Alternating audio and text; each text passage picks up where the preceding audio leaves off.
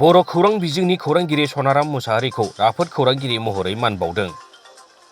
दिनै सुबुंखान्थि सान आरो सुबुंखान्थि सानावनो दिनै गसाइगाव महकुमानि सिङाव थानाय हास्रावबारि पानबारि गामिनि थागिरि सनाराम मुसाहारिखौ 74थि सुबुंखान्थि सान फालिथाय हाबाफारियाव गसाइगाव महकुमा खुंथाया मोजां आरो राफोद खौरांगिरि महरै मान होनायजों लोगोसे गांसे बाख्नायनाय होयो। गसाइगाव महकुमा खुंथाया दिनै गासै 3 खौरांगिरिफोरखौ मान बावदों।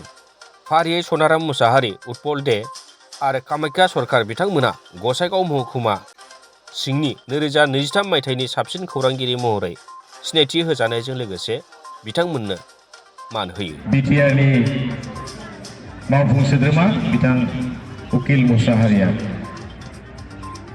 सनाराम मुसाहारि तेखेत हास्रावबारि 2 নম্বৰ हास्रावबारि गाँৱৰ बासिন্দা আৰু তেখেত हायनायनि रादाब লগতে डेली बड' निउज पेपार गिबियाव आङो जोंनि गसाइगाव महकुमा बेंगिरिखौ साबायखर जासिगोन।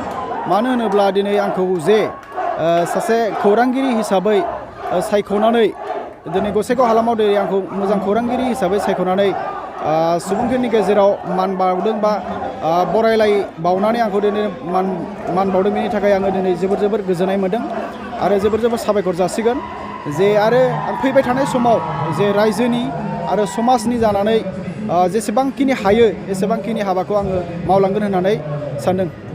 74थि जे सुबुंखान्थि सान, बे सुबुंखान्थिजों सानजों लोब्बा लाखिनानै जे आंखौ जे महकुमा डिपुटिनिफ्राय जे आंखौ मोजां बा सासे गोख्रों खौरांगिरि हिसाबै आंखौ सायख'दों। बिनि थाखाय आङो जोंनि महकुमा डिपुटि सारनिसिम माने गोसो गोरबोनिफ्राय जोबोर रोजा साबायखर बावबाय। दिनैनि थारिखआव जोबोर रंजानायनि बाथ्रा दे जोंनि बर' खौरां बिजोङाबो दिनैनि थारिखआव गोबां जौगागासिनो दङ आरो जोंनि बर' खौरांनि जोहैनो जोङो गोबां मोजां हाबा मावनो हालांगोन। समाजनि, रायजोनि आरो हारिनि जानानै जोङो गोबां हाबाखौ मावनो हालांगोन। प्रथमটো कार्যসূচী শহীদ বেদীত মাল্যাৰ্পণ আৰু বন্তি প্ৰজ্বলন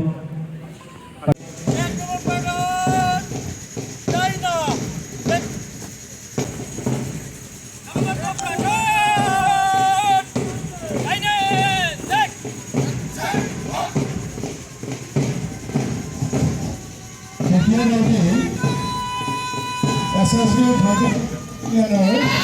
30 প্ৰদান কৰিছে copy বৰ্ণনে। This is NCC writing প্ৰদান কৰিছে কনক কুমাৰ বৰ্মনে। তাৰপিছতে আছে secondary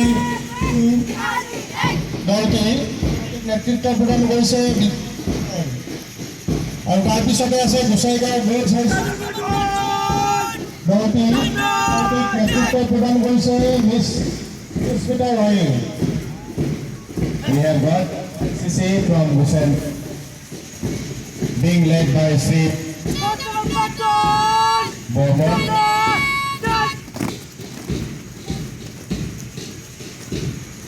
Followed by Gusaigaon Higher Secondary Bikram Dutta.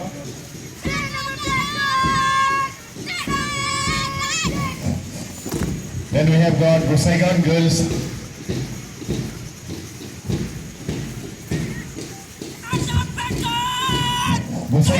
High School being led by Nidu Smita Rao.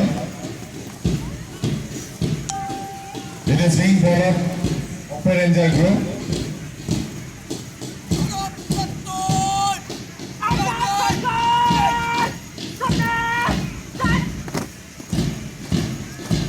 Aruneya